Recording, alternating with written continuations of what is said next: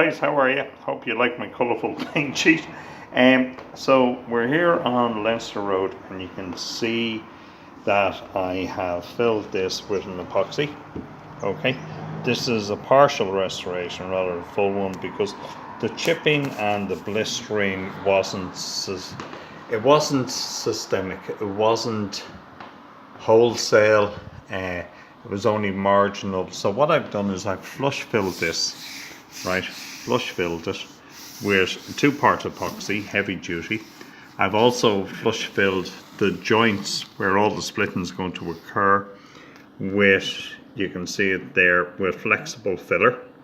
Okay, because what's going to split is going to be at the joints. So I've given them filler and I'm going to refill them again. So we're going to gently sand this off, and then we're going to undercoat it, and then we'll flush fill it with fine filler as well. Okay, and we'll put some conditioner into the paint, not to leave paint streaks as we do it. The surrounds are going to need a primer on it to stabilize it, and then we're going to use filler on top of that, okay, to try and get some flush filling back in there. You can see the indentations there. Okay, the timber work isn't bad around the frame, but the plaster molding, you can see very, very rigid edges. We want to smooth them off a bit. Well, a good bit. Okay, so work in progress, guys.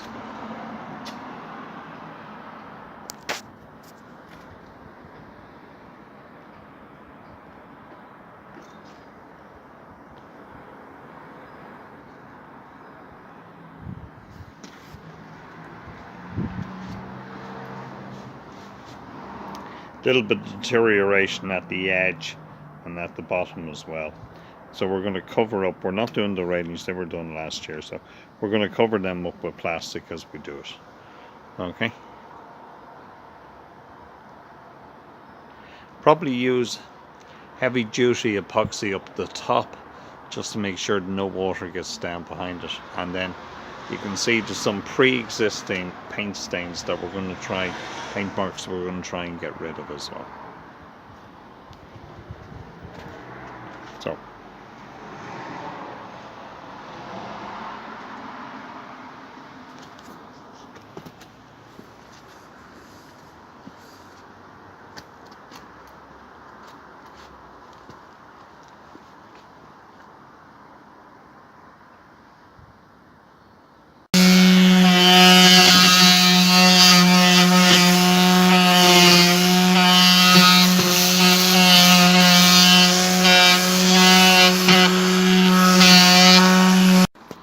So guys, if you look, you can see, well, I'm not quite sure if you can see, but it's a lot smoother. It's a lot smoother, jagged edges are gone.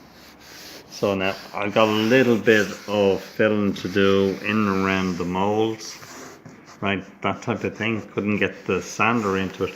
So a little bit of filling to do in and around the insert divots of the molds, and then the rest, then we're going to get a undercoat on, and then after that we'll be able to look for more deviations and to fill them as well. Okay, so it's an endless process. Sand and fill, sand and fill, sand and fill, and a couple of coats of undercoat. It's going to need 2 coats to be sure. Even though it is north facing, it's still going to need 2 coats of undercoat and a couple of finish coats. So you're probably going to end up with 4 or 5 coats of paint on it.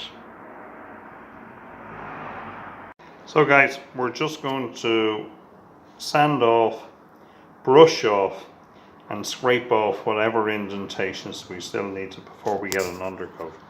So as you can see, there's a lot of dust, so it's going to need a good brush off.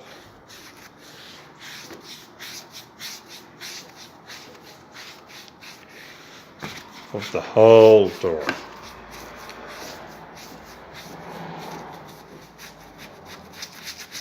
Because we don't want that in the paint.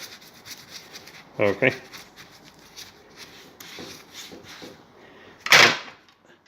little indentations.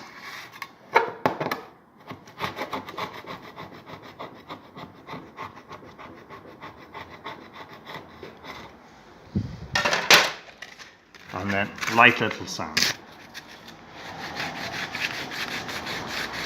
And you can see I'm using a bit of sandpaper that is very light and grit and already has a bit of residue in it. And the reason is you don't want anything heavy. You don't want to be doing more damage to the door. You don't want to be breaking the fibre of what we've already put in and filled. We're starting to paint it here, guys. Just gentle brush strokes, as you can see. And the beauty about it is it starts to show up little indentations so that you wouldn't see with the filler. So when you get the first undercoat, we'll be able to scrape back a little bit and then we'll be able to flush fill. It's also important to cut the lines in along with the grain. So for example, up here, as you do the joint, you then clean the line down. But you try not to go too heavy because you don't want to leave brush marks.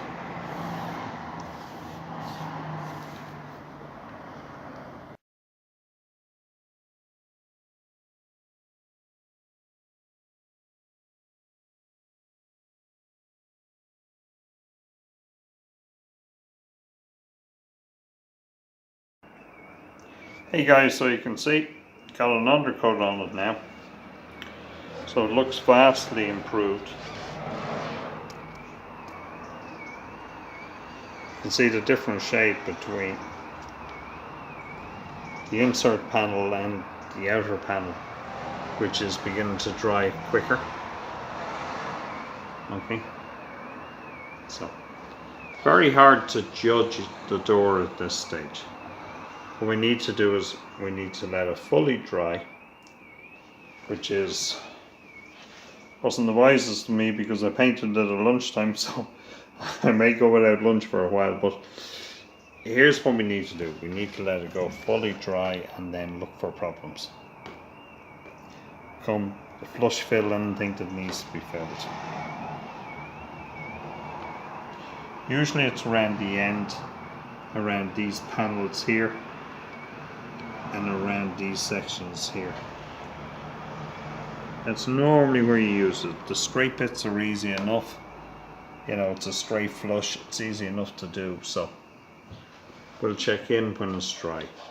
I've used a quick drying undercoat, a water-based undercoat, because the quality of water-based paints have rapidly increased in the last 10-15 years in Ireland, as they've taken the VOCs out of the lead paint. They're now at the same quality in terms of durability, flexibility and longevity. As the drying's taking place, it's really important to keep brushing off any drips that may take place, especially around the mouldings, just to make sure that there's no drips in it.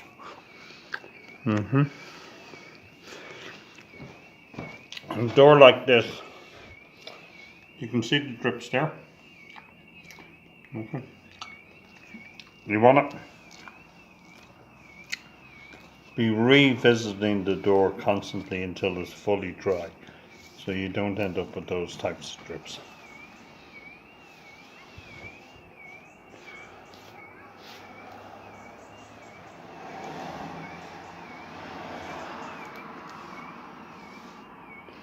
And if there is any, brush it up, brush them up without coming back down.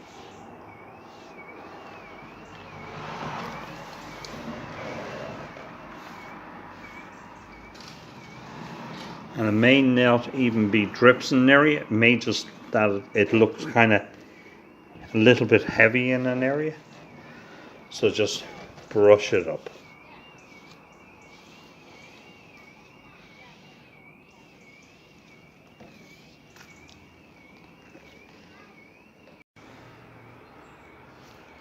Hi guys, here we are. So back again. You can just see a couple of drips still. So as I said to you, you need to come back 2, 3, 4, 5 times. You see it there? It's not a big deal once you keep coming back. You'll catch them now. You'll catch them now. But it is a big deal if you leave them. So just come back, just go over them. We're nearly there with it, so I'd say we're probably going to come back one more time. There's one there. And you'll find that invariably they're along where the panels meet. The pitch rail panels meet each other at the joints. They run down the sides and then they come on off. And it may only be a tiny accumulation, but you know, liquid runs to the lowest point, water finds its own level. Here we are. Hi guys. Now it's dried, so now we can see little imperfections.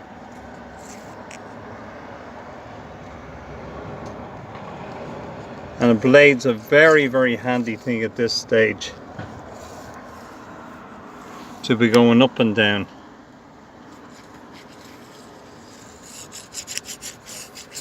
Take any little marks off it.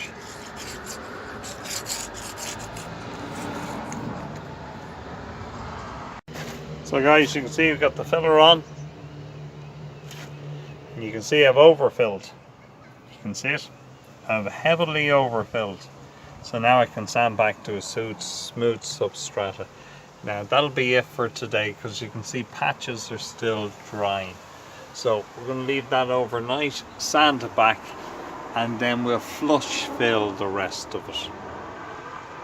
Okay? You can see I really have gone over the top in some ways, but that gives me a really firm base to work to, and it means to say that I'm going to leave loads of filler on, which is going to add to the durability and strength. Now when I send it back, I'll probably have to refill one more time, maybe twice. So we have the flexible filler on. Now we're going to use the 2-part epoxy just to go back over any areas along the straight sections that need a little bit. Okay.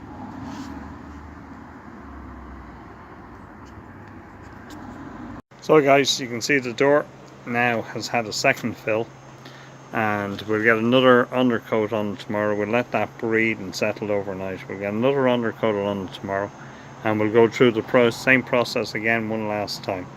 Probably not around the joints because they have it. They've already got 2 fills at this stage.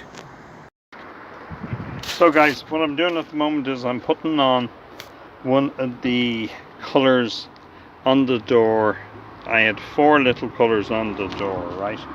And you can see there, but I'm putting one on so the homeowner can see the whole unit of the door done. So we'll just use it as a second undercoat, and that way the homeowner can make a real decision whether they like it or not, instead of partial decisions. So there we go guys. That's just the undercoat on the door, okay?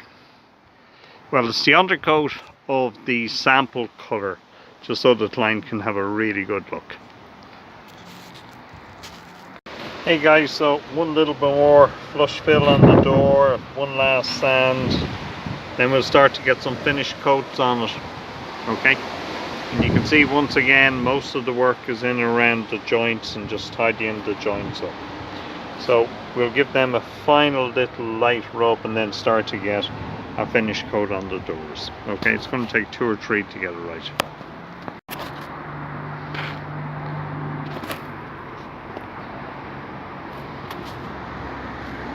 So guys, giving this a final sand. Okay, and you can see little indentations like that. That's where I've just sanded off a little head. Okay, you can see them there. A little bit of dirt, a little bit of dirt. So you can see it's just had a final sand off, which helps to key in for the rest of it. Okay. Once again, prep is never over. Even after we get a finished coat on, it's going to show us a couple of things. But this way, we have it all finally done. On purpose. Use a very, very, very light grade sandpaper, okay? And here's what we got here. We got P320, so 320, okay? Doesn't get much lighter than that. There's very, very, very little grit in it. Just very fine. You don't want to do damage to the fabric. You just want to gently key in, take off any dirt, any ridge, and then apply the paint. Okay, going to use the same sandpaper for the molding up above as well. Hi guys, so you can see first undercoating the timber. Okay, first undercoat. So we're looking pretty good for the first undercoat. Still a bit of sanding, and we'll look for indentations, and you know, we'll probably put another 1-2 undercoats and then finish. Once you get the first one on, the other ones go on very fast because they got something to adhere to. They got something to actually hold on to.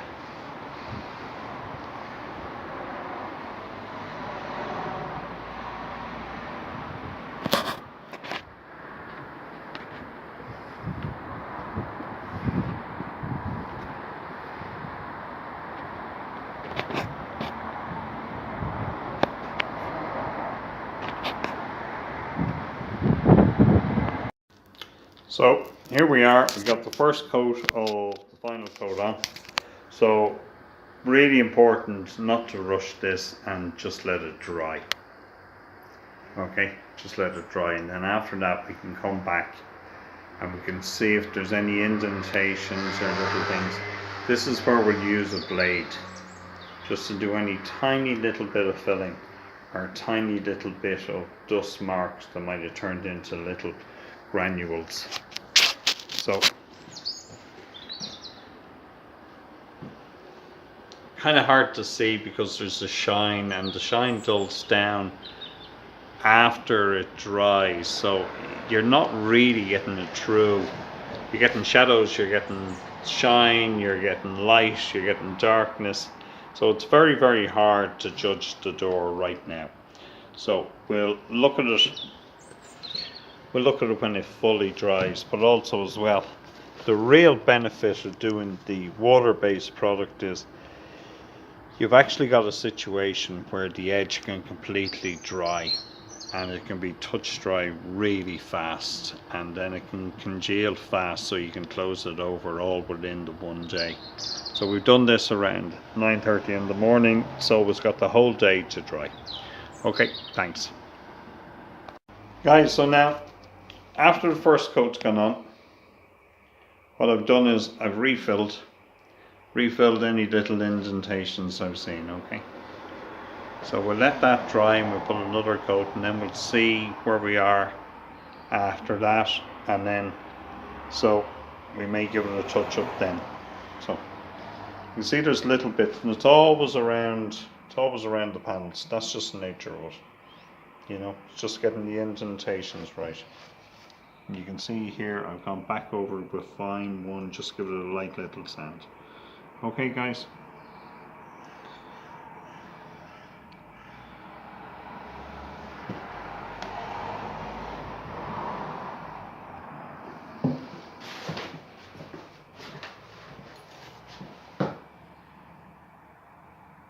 Look, we've got another undercoat, and we've got the final coat on now on the actual surrounds. So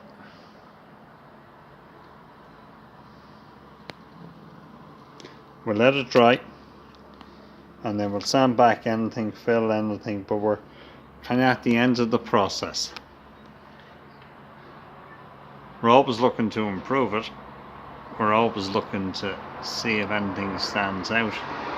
The only thing that really stands out for me up here is this little area up there. We need to fill it or sand it back.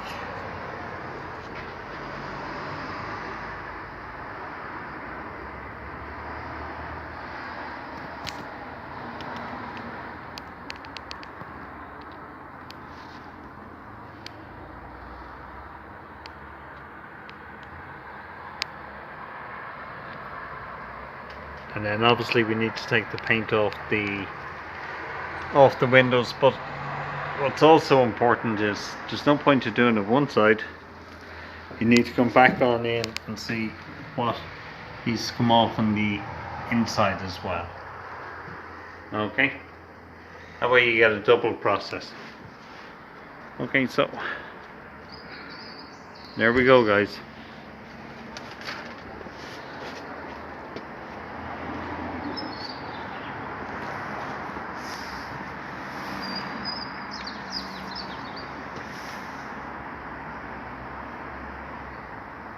So last coat on, guys. Gonna let this dry, and then after that we'll see where we are for any final little bit of filling. Okay, but we'll let it completely go dry for a couple of hours, and then we'll come back and then we can do a proper evaluation of it. And then we'll remove the masking tape and we'll see if we have any adjustments to be made.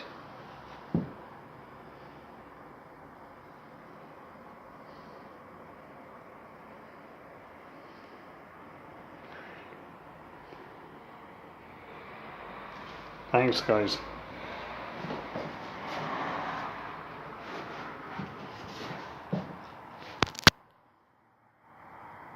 So we're ready for the final. Okay, just one or two little areas that I've adjusted there, right?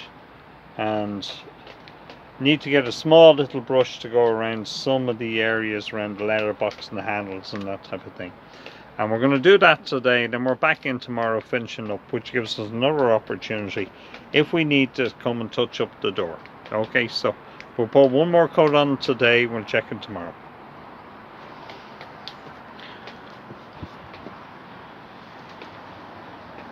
Alright guys, so we're back tomorrow. We'll take the paint off and we'll look at the door and we'll just see if there's anything else more to be done.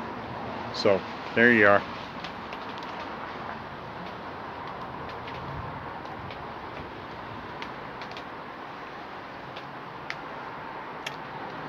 There's always adjustments, always more we can do, but the reality, you get to a stage where it's the composite and the overall is more important than the individual little sections. And at this stage we've gone 5 or 6 times. So we'll have another look at it tomorrow.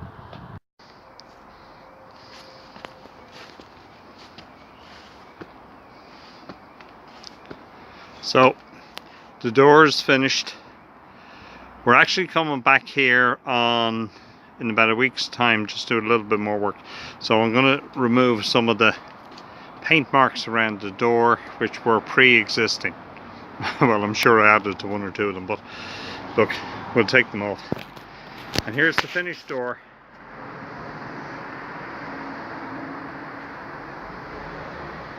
You see a little bit there, it just touched it up. So we'll have a finished version,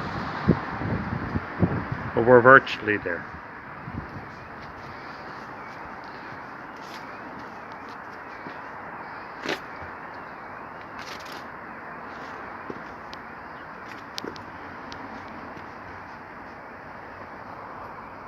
You can see the final product now.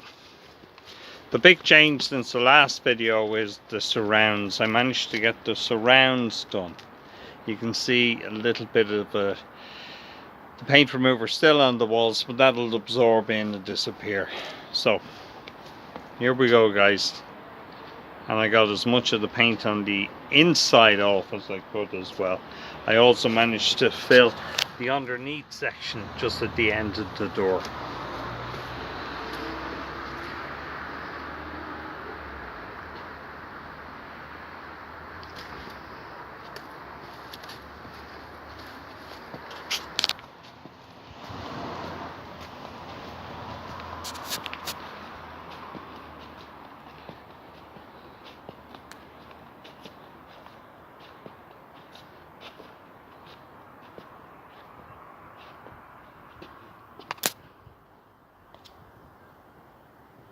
Thanks, guys.